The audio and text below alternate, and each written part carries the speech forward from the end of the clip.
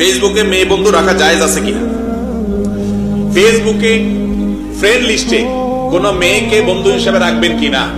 এর উত্তর হলো, যদি কোন মেয়ে বন্ধু আপনার ফেসবুকে অ্যাড করেন, তার সাথে চ্যাটিং করার সুযোগ তৈরি হবে, সে কমেন্ট করবে, সে লাইক করবে, তার আপনার পোস্টে সে লাভ রিয়াক্ট দিলে আপনার ভিতরে উতাল পাতাল শুরু হয়ে যাবে, এরকম আশঙ্কা যদি হয়, তাহলে সেক্ষেত্রে ওই মেয়ে বন্ধু নিজের ফ্রেন্ড তালিকায় রাখা জায়েজ হবে।